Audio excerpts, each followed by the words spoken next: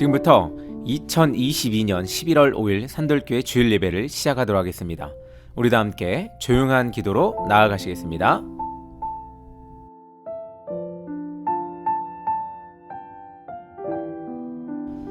지금 이 시간은 우리 사도신경으로 우리의 신앙을 고백하는 시간입니다. 우리 다 함께 사도신경으로 우리의 신앙을 고백하도록 하겠습니다.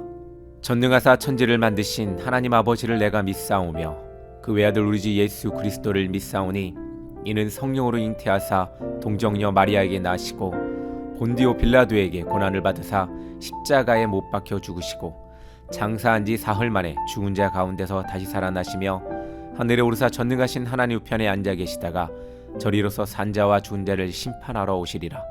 성령을 믿사오며 거룩한 공예와 성도가 서로 교토하는 것과 죄를 사하여 주시는 것과 몸이 다히 사는 것과 영원히 사는 것을 믿사옵나이다. 아멘.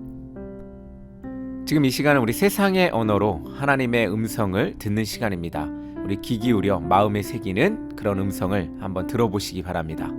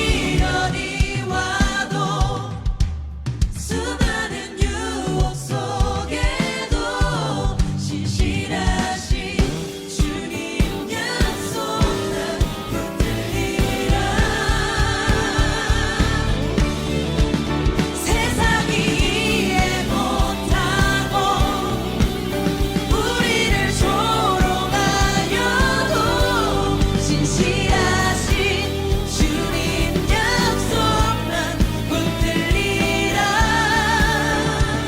결국 돌아서지 않으리.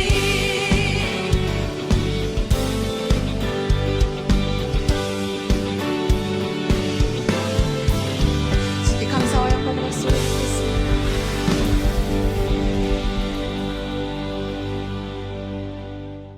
오늘 우리에게 주시는 말씀은 데살로니가 전서 4장 1에서 12절의 말씀입니다. 우리도 함께 합독하도록 하겠습니다. 그러므로 형제들아, 우리가 끝으로 주 예수 안에서 너희에게 구하고 권면하노니 너희가 마땅히 어떻게 행하며 하나님을 기쁘게 하실 수 있는지를 우리가 배웠으니 곧 너희가 행하는 바라 더욱 많이 힘쓰라. 우리가 주 예수로 말미암아 너희에게 무슨 명령으로 준 것을 너희가 아느니라. 하나님의 뜻은 이것이니 너희의 거룩함이라. 곧 음란을 버리고 각각 거룩함과 존귀함으로 자기의 아내 대할 줄 알고 하나님을 모르는 이방인과 같이 세욕을 따르지 말고 이 일의 분수를 넘어서 형제를 해하지 말라. 이는 우리가 너희에게 미리 말하고 증언한 것과 같이 이 모든 일에 주께서 신원하여 주심이라. 하나님이 우리를 부르심은 부정하게 하심이 아니요 거룩하게 하심이니 그러므로 저버리는 자는 사람을 저버림이 아니요 너희에게 그 성령을 주신 하나님을 저버림이니라. 형제 사랑에 관하여는 너희에게 쓸 것이 없음은 너희들 자신이 하나님의 가르치심을 받아 서로 사랑함이라. 너희가 온 마게도냐 모든 형제에 대하여 과연 이것을 행하도다. 형제들아 권하노니 더욱 그렇게 행하고 또 너희에게 명한 것 같이 조용히 자기 일을 하고 너희 손으로 일하기를 힘쓰라. 이는 외인에 대하여 단정히 행하고 또한 아무 궁핍함이 없게 하려 함이라. 아멘. 할렐루야. 반갑습니다. 여러분들 어떻게 한 주간 지내셨습니까? 너무나 슬픈 소식이 주어졌죠. 우리 이태원에서 많은 사람이 삶을 다하였습니다. 너무나 애통하고 슬픈 현실이 우리 앞에 닥친 것입니다. 여러분들 참 마음 아프게 한 주간 보내셨을 것 같은데 저도 그날 새벽에 그 뉴스를 보고 너무나 힘든 시간들을 보냈습니다. 이 상실한 마음 여러분들 하나님께서 치유해 주실지를 믿습니다. 우리 같이 애통하고 또 그들을 위하여 기도하고 또 남은 가족들을 위해서도 기도해 주셨으면 좋겠습니다. 또한 대한민국을 위해서 무너져버린 이 대한민국의 안전을 위해서 우리 같이 기도하고 그렇게 나아가는 여러분 되기를 간절히 소망합니다. 그렇습니다. 오늘 말씀 계속 보도록 하겠습니다. 저는 이번 주에 기독교 대한감리의 환경위원회에서 함께 제가 이제 서기로 있는데 함께 이제 자연을 보고 왔습니다. 우리 그 안산에 가니까 안산 갈대 숲지가 있는 곳을 갔다 왔는데요. 참 좋더라고요. 여러분들 시간 되시면 한번 그곳 가운데 가셔서 하나님의 섭리와 또 하나님이 주신 우리 세상을 어떻게 보호하고 살아가야 할지를 한번 같이 생각하면서 그런 시간들을 한번 가졌으면 좋겠다는 생각도 해봤습니다. 여러분들 그렇습니다. 우리 세상을 보면 볼수록 하나님이 우리에게 주신 모든 이 자연 환경과 또한 삶이 참 우리가 귀한 것처럼 세상도 참 귀하다라는 생각도 좀 하게 됩니다. 여러분들 그렇게 계속 우리 고민하시면서 이 기후 위기에 여러분들 잘 맞서서 그것을 해결해 나가는 그런 여러분 되기를 간절히 소망합니다. 오늘은 데살로니가입니다. 데살로니가 전서 4장 1에서 12절의 말씀을 가지고 우리 함께 말씀을 나누려고 합니다. 데살로니가 전서는 주님의 재림과 성도의 선결이라는 이 두 가지 주제로 기록되어 있습니다. 초대교회에는 주의 재림이 가까웠다는 주장으로 가득 차 있었습니다. 실제로 성도는 주님의 재림을 간절히 사모하였습니다. 그러나 당시의 성도는 잘못된 철학과 사조의 영향으로 도덕적으로 타락하며 방종하였습니다. 그래서 예수님을 영접하기 이전에 행해야 했던 우상 숭배와 더러운 행동을 버리지 못하고 살아가는 사람들도 많았습니다. 특히 데살로니가 이 교회는 바울이 오래 머물지 못하였기 때문에 성도가 충분한 신앙교육을 받지 못했습니다. 구원의 복음은 사도 바울에게 들었지만 성도의 올바른 삶에 대한 교육을 받을 시간이 없었다는 것입니다. 그래서 사도 바울은 데살로니가에 편지를 보내어 그들을 가르쳤습니다. 우리가 이 서신이라 그러죠. 서신서 우리 이렇게 이야기하는데 신약의 대부분의 이 서신서죠. 이 바울의 이 서신서는 많습니다. 이처럼 교육을 위한 여러 가지 이유가 있었습니다. 종말을 대비하는 성도의 삶이 무절제하고 타락해서는 안 된다는 것을 이 서신서에 많이 강조하고 있었습니다. 그렇다면 하나님을 기쁘시게 하려면 과연 성도는 그럼 어떻게 살아야 할까? 하나님이 기쁘게 하는 삶, 하나님이 기뻐하는 삶은 과연 어떠한 삶일까? 오늘 이 데살로니가 전서를 같이 보시면서 우리 한번 깨달으시고 또 그렇게 행하기를 노력하는 그런 모든 성도님 되기를 간절히 소망합니다. 첫 번째로 우리 거룩하게 살아야 합니다.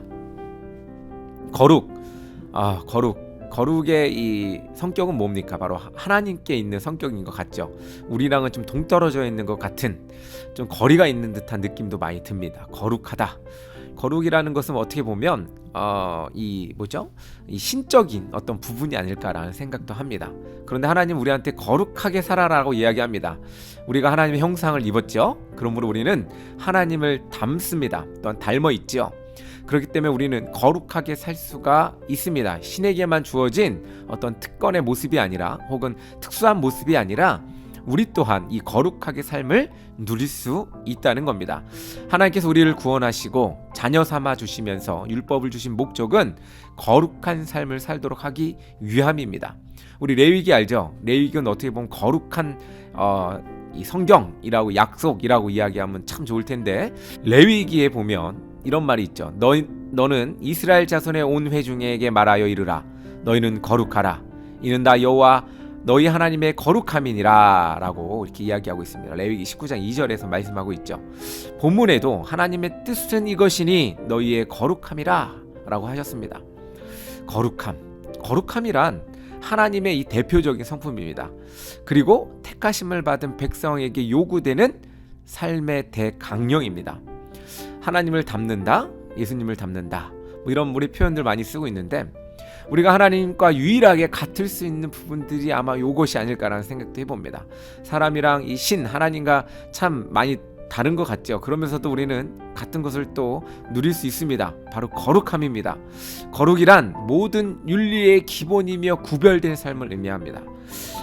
구원받은 성도는 이 세상과 구별되어야 하고 세상 사람들과 구별된 생각과 삶의 자세를 가져야 합니다. 이렇게 이야기해서 참 어떤 분들은 거룩해서 구별해라 라고 얘기했더니 또 거부감을 느끼시는 분들이 있어요. 어떻게 세상에 살아가는데 그들과 구별될 수 있느냐 라고 이야기하시는 분들도 있습니다. 그렇습니다. 우리는 그 속에 있고 또 그들 가운데 속해 있습니다. 그런데 우리가 우리임을 알 수 있는 유일한 방법, 겉으로 보이진 않지만 우리는 우리의 삶의 모습과 방향을 통해서 구별될 수가 있습니다. 예를 들어서 하나님을 만난 사람들은 어떻습니까? 그의 삶이 그렇게 맞춰져 가죠.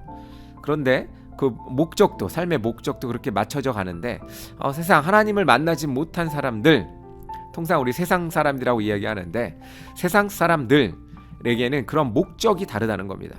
그렇게 목적이 구별된다는 거예요. 그러면 이 구별된 목적을 통해서 우리의 삶의 자세나 삶의 모양도 달라질 수 있다는 겁니다. 물이 배 안으로 들어오면 배가 침몰하듯이 세상의 추함과 더러움이 성도의 삶으로 들어오면, 세상이 다 추한 거는 아니지만 세상 안에 추한 모습이 버려지지 못한 그 모습들이, 거룩함에 있어서 반대되는 성향의 모습들이 우리에게 있다면 그 성도가 제 역할을 하지 못하게 됩니다. 그래서 사도 바울은 하나님의 재림을 기다리는 데살로니가 교회의 성도에게 타락과 방종을 버리고 거룩한 삶을 살아가라고 강조합니다. 거룩한 삶은 그렇습니다. 우리 모두가 반드시 이루어야 할 신앙의 목표입니다. 신앙인이라면 우리에게 목표는 바로 거룩한 삶입니다. 그래서 우리가 우리의 옛 것을 버리고 이제 새 것을 쫓는 그런 목표가 우리가 바로 이 신앙의 삶, 거룩한 삶이 아니겠습니까? 그렇죠. 우리 잘 아는 철로 역정에 보면 그렇지 않습니까? 이 거룩한 삶을 향해서 계속해서 추구하고 목적하고 나가는 삶, 그것이 바로 우리 거룩한 삶입니다. 거룩한 삶은 완성적이지 않지만 우리가 완성을 향해 나아가는 삶, 이것을 장로교에서는 우리 견인의 역할, 뭐 여러 가지 뭐 이런 이야기들도 있지만, 또 감리교에서는 완전한 삶을 또 추구하는 삶, 뭐 이렇게 이야기할 수 있죠. 성화에 이르는 삶, 뭐 이렇게 이야기할 수가 있을 겁니다. 그렇습니다. 뭐 견인이 되든 뭐 성화를 하든 완전한 삶을 살든 우리는 이 거룩한 삶을 목적으로 둬야 한다는 겁니다. 이게 바로 기독교의 기본 진리이고 기본이라는 겁니다. 그래서 우리가 그 틀 안에 거룩한 삶을 목적 지향적으로 가져가는 삶은 바로 하나님을 따르는 삶이라는 겁니다. 그렇게 우리 여러분들 거룩한 삶을 따라가는 그런 여러분 되기를 간절히 소망합니다. 두 번째로 서로 사랑해야 합니다. 고린도전서 13장 13절에 그런즉 믿음, 소망, 사랑 이 세 가지는 항상 있을 것인데 그 중에 제일은 사랑이라라고 했습니다. 정말 제일이 사랑일까요? 저는 그렇게 믿습니다. 언제 어느 때나 기독교의 최고의 덕목은 바로 사랑이기 때문에 그렇습니다. 사랑은 하나님은 사랑이다 라는 이야기 있죠. 세상에서 최고는 바로 사랑입니다. 사랑은 모든 것을 덮을 수 있고, 사랑은 모든 것을 치유할 수 있고, 사랑은 모든 것을 이길 수가 있습니다. 당시 데살로니가 교회는 바울이 1장 3절에서 칭했던 것처럼 사랑의 수고가 있어서 사랑에 대하여 따로 가르치거나 권면할 것이 없을 정도였습니다. 9절에 형제 사랑에 관하여는 너희에게 쓸 것이 없음은 너희들 자신들이 하나님의 가르치심을 받아 서로 사랑함이라. 너무나 아주 귀한 칭찬이 아닌가 생각이 됩니다. 세상에 어떻게 보면 이 최고의 칭찬이 아니었나. 저는 이 성경에서 이만한 칭찬을 한 번도 본 적이 없습니다. 그리고 이어지는 10절에 보면 데살로니가 교회의 형제 사랑이 온 마게도냐 지방의 교회에 퍼져나가 성도의 마음을 감동시켜서 유익한 모범이 되었다라는 것을 알 수가 있습니다. 그런데 왜 바울이 이 본문의 9절과 10절에서 사랑에 대하여 말하고 있는 걸까요? 이는 더욱 강조하고 싶은 중요한 덕목이기 때문에 그렇습니다. 사랑하다 보면 또 우리 가운데의 믿음도 성장하게 되고요, 우리의 소망도 성장하게 됩니다. 그런데 이 중에 하나라도 또 없으면 또 안 되는 것도 이 세 가지의 어떤 삼위일체적인 어떤 모습이 아닌가 생각이 됩니다. 오늘날 믿음 공동체인 교회에는 가장 먼저 있어야 할 이 덕목이 바로 사랑이 아닐까라는 생각이 됩니다. 그 무엇보다도 진심으로 하나님을 사랑하고 그 사랑 안에서 형제를 내 몸과 같이 사랑함이 중요합니다. 이 시대는 어떻게 보면 사랑함이 없어져 가고 있는 듯한 느낌이 듭니다. 나만 사랑하는 경우가 참 많이 있어요. 이웃 사랑은 없고 하나님 사랑도 없습니다. 이런 모습이 우리 개인주의의 어떤 모습에 속해 있죠. 또한 이기적인 모습에 속해 있죠. 요즘 시대에는 이것들이 결핍되어 가는 시대입니다. 어떤 청년들의 이야기들을 제가 요즘에 이제 방송 편집하다 보니 자주 들리는 이야기들이 있습니다. 편집을 하면 똑같은 얘기를 계속 듣습니다. 그런데 거기서 나오는 이야기가 되게 이기적인 거예요. 사회성도 없고 또 개인적인 어떤 이익만을 따지는 모습들이 청년들이 갖고 있는 어떤 하나의 모습이었는데, 모든 청년이 그렇다는 것은 아닙니다. 그 방송에 나왔던 청년들의 모습이었는데 저도 이제 꼰대가 되어가는 듯한 느낌이 드는데 그게 되게 거북하게 느껴지기도 했습니다. 왜냐하면 어떻게 보면 우리에게 공동체성이 사라져가고 있다라는 생각들을 조금씩 해봅니다. 공동체성, 그것은 무엇입니까? 바로 우리가 서로를 사랑할 수 있는 그런 어떤 집합체가 바로 공동체가 아닐까라는 생각이 됩니다.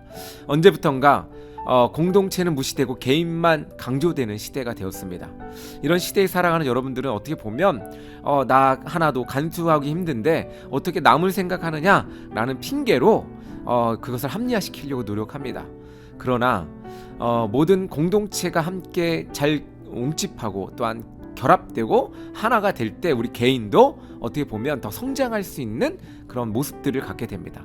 대한민국이 잘 되고 또 좋아야 나의 경제성, 나의 삶의 질도 높아지는 것입니다. 아무리 나는 잘 되고 있는데 대한민국이 어쨌든 좀 좋지 않으면 어떻습니까? 우리의 삶의 어떤 질도 떨어지게 되는 겁니다. 너무 이 또 집단주의에 또 속할 수 있지만 교회는 그렇습니다. 또 설교는 그렇습니다. 또 하나님의 마음은 그렇습니다. 개인도 중요하지만 집단도, 단체도, 교회도 너무나 중요합니다. 교회는 무엇입니까? 바로 모임입니다. 에클레시아, 이 모임, 여기에 집단성이 없으면 아무런 의미가 없죠. 내 안에도 교회가 있고 여러 가지 개인화 시키기도 하지만 더 크게 생각하자면 우리 교회는 에클레시아입니다. 사람들의 모임, 하나님을 향하여 나아가는 모임이 바로 교회입니다. 이런 교회 안에서 서로 사랑하는 것, 그게 바로 공동체이고 교회가 이루어질 수 있는 조건이 되는 것입니다. 그러므로 우리가 서로 사랑하기에 힘쓰고 서로 사랑하는 것이 바로 거룩함을 쫓는 첫 번째 단추가 아닐까라는 생각이 됩니다. 거룩한데 사랑하지 않는다, 있을 수 없는 이야기입니다. 사랑하기 때문에 거룩할 수가 있습니다. 사랑하는 성도 여러분, 제가 여러분들을 사랑하고 여러분들도 또 저를 사랑하는 그런 우리 공동체 되었으면 좋겠습니다. 그래야 긍휼한 마음도 생기고요, 또 품어주는 마음도 생기고 여러 가지 따뜻한 마음도 생기지 않습니까? 그런 여러분들이 되었으면 좋겠습니다. 눈물이 마르지 않고 항상 우리 서로를 볼 때마다 눈물이 넘쳐 흐르는 그런 또 따뜻한 감정을 가지고 살아가는 그런 여러분 되기를 간절히 소망합니다. 셋째로, 일하기 힘써야 합니다. 바울은 성도에게 강하게 말할 수 있는 영적인 권위가 있었습니다. 그래서 때로 강하게 명령하는 경우가 있었는데 오늘 본문이 그러합니다. 또 너희에게 명령한 것 같이 조용히 자기 일을 하고 너희 손으로 일하기를 힘쓰라. 11절에 그렇게 이야기하고 있습니다. 바울은 데살로니가에 머물 때에 이미 성도에게 맡은 그 직무에 최선을 다할 것을 명령하였습니다. 그런데 본문에서 또 다시 강조하는 것은 이유가 있습니다. 당시 데살로니가 교회의 성도 중에는 예수님의 재림을 기다린다고 하면서 아무 일도 하지 않고 살아가는 사람들이 있었기 때문입니다. 예수님의 재림에 대하여 제대로 이해하지 못하여 마땅히 걸어야 할 신앙의 길에서 벗어난 성도에게 주시는 교훈은 분명합니다. 벌써 한 몇십 년 전에 있었던 일입니다. 뭐 이런 거 있죠. 휴거된다 그래가지고 막 모여가지고 흰 옷 입고 앉아가지고 막 자기네 구원받는다 뭐 이렇게 생각하고 막 들이 올려진다라고 해가지고 막 생중계됐던 적도 있습니다. 참 너무나 어이없고, 그래서 막 그런 사람도 있어요. 지금 보니까 뉴스의 그 앵커들도 약간 좀 그런 느낌이 들었습니다. 당연히 안 될 거라고 가서 서 있는 것보다는 나는 안 되면 어떡하지? 라는 어떤 의심을 품게 하는 뭐 일도 있었던 것 같기도 합니다. 저도 보면서 그런 생각을 했어요. 나는 안 올라가면 어떡하지? 뭐 이런 생각들을 했었는데 저 어린 시절임에도 불구하고 그런 생각이 납니다. 여러분도 어떻습니까? 재림한다고, 예수님 오신다고 기다리고 앉아서 목 놓아 기다리는 모습이 정상적인 모습일까요? 그렇지 않다는 겁니다. 예수님은 진짜 아무도 모르게 오신다 그랬어요. 우리 자고 있을 때, 일하고 있을 때 이렇게 오신다는 겁니다. 우리가 마땅히 가야 할 길을 걷지 않으면서 또한 신앙의 생활을 하지 않으면서 예수님을 기다리는 모습은 어떻게 보면 참 맞지 않는 모습이 아닐까 생각이 됩니다. 우리가 기다리는 삶은 어떤 것일까요? 여기서 말하는 또 일하는 삶, 또 이런 무엇일까요? 계속해서 이 전진하는 삶은 그 무엇일까요? 바로 아까 앞에서도 이야기했듯이 우리 서로 사랑하고 또한 우리의 삶에 있어서 그 가치를 하나님께 두고 거룩을 향하여 나가는 그런 모습들로 우리가 날마다 살아갈 때 우리에게 구원은 이미 어떻게 보면 주어진 삶이나 다름이 없습니다. 그런데 우리가 그냥 목 놓아 그냥 아무것도 안 하고 기다리는 모습은 삶을 포기한 것과도 같습니다. 현재를 포기하고 미래는 있을 수 없습니다. 그러므로 우리에게 그러한 어떠한 모습이 아니라, 그런 기다리는 모습이 아니라 우리가 최선을 다하여 거룩을 향해 살아가며 기다리는 삶이 바로 하나님을 기다리는 삶입니다. 그렇습니다. 거기에는 우리의 삶에 절제하는 삶이 필요합니다. 우리가 세상과 타협하고 또한 그 가운데에 이 정도쯤이야 라고 생각하고 우리가 마땅히 해야 할 것들을 하지 않는 삶이라면 참으로 불행한 삶이 아닐 수 없습니다. 또한 뭐 노동을 할 수 없는 사람들도 있지만 뭐 노동이 해야 된다면, 그런 상황이 된다면 우리 노동을 꼭 하면서 우리의 삶 속에서 노력하면서 살아가야 할 것이 아닐까라는 생각이 듭니다. 이것은 오늘날 우리에게 요구되는 또한 덕목이기도 합니다. 하나님을 믿는 성도답게 각자의 삶의 자리에서 근면하고 성실하게 일하면서 주님의 재림을 준비해야 합니다. 그렇습니다. 우리 현재에 충실한 사람이 미래도 있습니다. 우리의 미래, 하나님 나라가 우리의 미래입니다. 그리고 천국이 바로 우리의 미래입니다. 예수님 언제 오실지 모르지만 그것도 하나의 미래의 하나의 단계일 뿐입니다. 예수님 오시는 거 되게 중요하죠. 그런데 우리가 벌써 이미 천국에 우리 목적이 있다면 예수님의 오는 그 순간은 그 중간 선상에 있는 어떠한 단계일 뿐일 것입니다. 그러므로 사랑하는 성도 여러분, 예수님 오시기를 기다리는 삶은 아주 중요합니다. 그런데 그것만 집중하면 안 되겠죠. 우리의 삶은 거룩을 향해 미리 가 있어야 합니다. 그렇습니다. 우리 가운데에 거룩을 향해 나아가는, 그리고 또한 절제와 우리의 삶에 최선을 다하여 살아가는 그런 모든 성도가 되기를 간절히 소망합니다. 마지막으로 하나님을 기쁘게 하면 존경을 받습니다. 18세기 영국에서 처음 감리교인들은 세상 사람들에게 인정을 받았습니다. 제가 사회복지를 전공했는데 사회복지에서 영국의 역사를 배우면 어떤 게 나오냐면 제일 먼저 나오는 게 감리교입니다.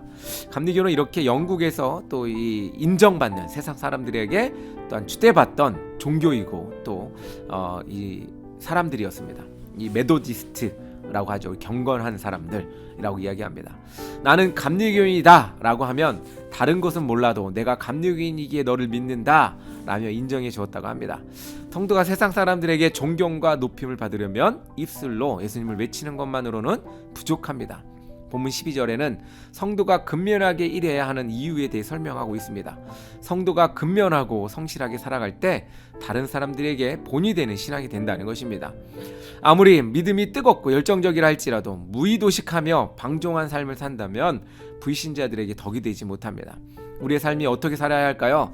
남에게 덕이 되는 삶이 되어야 합니다. 이것은 어떤 선인이나 어떤 우리 성인들만 살아가는 삶이 아니라는 거예요. 그러므로 성도는 자신들에게 주어진 역할과 직무를 정직하게 성실히 수행해야 합니다. 이것이 바로 기독교인이라는 이야기입니다. 그래야 불신자들에게 존경받는 그리스도인이 될 수가 있습니다. 이렇게 할 때 하나님 우리를 채워주시고 또한 우리 가운데에 궁극적으로는 교회의 덕을 세우며 하나님의 영광을 드러나게 된다는 것입니다. 사랑하는 성도 여러분, 우리는 그리스도인입니다. 이 말 그대로 예수 그리스도를 이야기하는 것이죠. 하나님을 믿는 사람, 예수 그리스도를 따르는 사람, 바로 이것이 바로 그리스도인입니다. 그렇기 때문에 우리 안에는 그리스도의 향기가 나와야 하고 또 우리 안에는 그 삶이 있어야 합니다. 그러므로 우리가 하나님을 향하여 나아가는, 예수님을 따르며 나아가는 그 삶은 바로 거룩한 삶을 살아가는 것입니다. 사랑하는 성도 여러분, 그렇게 사시길 바랍니다. 그렇게 노력하시길 바랍니다. 어쨌든 우리는 하나님의 자녀입니다. 자녀답게 또한 그렇게 살아가는 우리 모든 하나님의 자녀들이 되기를 간절히 소망합니다. 다 함께 기도하겠습니다. 사랑의 하나님 아버지, 감사합니다. 우리는 하나님의 자녀입니다. 그러기에 거룩하게 살아야 하고 또한 서로 사랑해야 하고 또한 예수님을 기다려야 하고 하나님을 기쁘게 하며 살아야 하는 하나님의 자녀입니다. 하나님 아버지, 이런 자녀의 모습으로 날마다 살아갈 수 있도록 우리를 인도하시고 우리를 붙들어 주시옵소서. 그러한 하나님의 자녀로서의 삶을 살아갈 수 있도록 거룩을 향하여 나아가는 그런 성도 되게 하여 주시옵소서. 예수님의 이름으로 기도합니다. 아멘. 할렐루야, 반갑습니다. 여러분들, 좋지 못한 소식 가운데에도 여러분들 이렇게 또 말씀 들으시고 또 함께 해주셔서 감사합니다. 참 슬픈 날이죠. 슬픈 또 한 주간이었습니다. 아직 또 한 주가 다 지나지도 않았는데 벌써 잊혀져가는 느낌도 좀 들기도 하고 또 언론의 역할이겠죠. 언론이 그렇게 또 우리를 흐리게 만드는 어떤 이런 모습들도 있는데 우리 가운데에 분명한 기준으로 이 세상을 평가하고 또 하나님의 뜻을 구하는 그런 여러분 되기를 간절히 소망합니다. 슬픈 가운데 있고 또 이렇지만 우리 힘내서 여러분들 하루하루 살아가기를 간절히 소망합니다. 산돌교회는 계속해서 찾아가는 교회, 또 지붕 없는 교회, 온라인 예배, 또 이렇게 라디오로 여러분들 전하는 또 말씀이 있습니다. 여러분들 주변에 같이 말씀 듣고 또 하나님을 따르는 그런 성도들이 늘기를 간절히 소망합니다. 목적은 그거죠. 우리 같이 말씀 듣고 또 같이 깨달음이 있고 또 그 가운데 교회가 세워지고 또 그 가운데 하나님을 따라 거룩하게 나아가는 삶이 넘쳐나는 것이 바로 저희 목적입니다. 여러분들 또한 그 목적 가운데 함께 또 갔으면 좋겠습니다. 산돌교를 위해서 계속해서 기도해 주시고 동행해 주시고 함께 해주시기를 간절히 소망합니다. 다음 주에 또 만나 뵙도록 하고 여러분들 힘내시고 또 다음 주에 만나 뵙도록 하겠습니다. 감사합니다.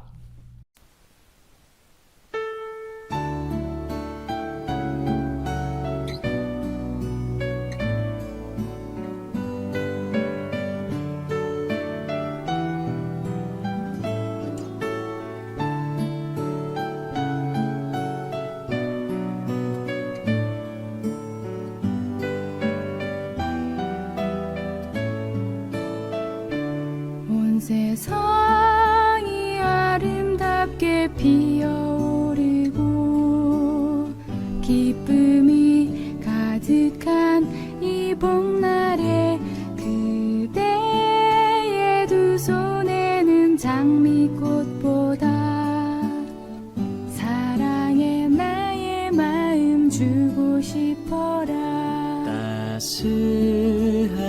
햇살 받아 사랑을 입고 춤추며 속삭이는 이 한날에 그대의 가슴에는 진주옷보다 진실한 나의 노래 담고 싶어라. 오늘을 걸어갈 때나 내일이 밝아올 때나 오 하나님의 크신 축복 그대에게 내리리라. 하루하루 살아가는 인생 속에서 꽃처럼 피어난 그대에게 두 손 모아 간절하게 기도하네. 당신의 앞길에 축복 있으라.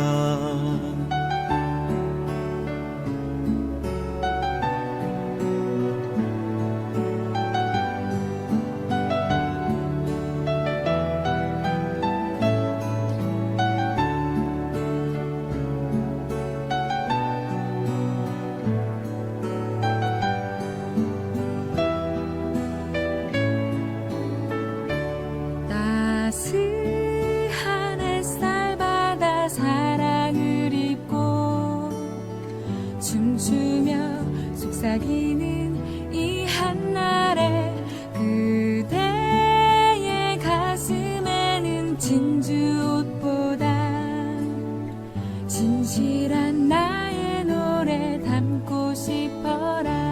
오늘을 걸어갈 때나 내일이 밝아올 때나 오 하나님의 크신 축복 그대에게 내리리라. 하루하루 살아가는 인생 속에서 꽃처럼 피어난 그대에게 두 손 모아 간절하게 기도하네. 당신의 앞길에 축복 있으라. 하나님 당신에게 축복하소서.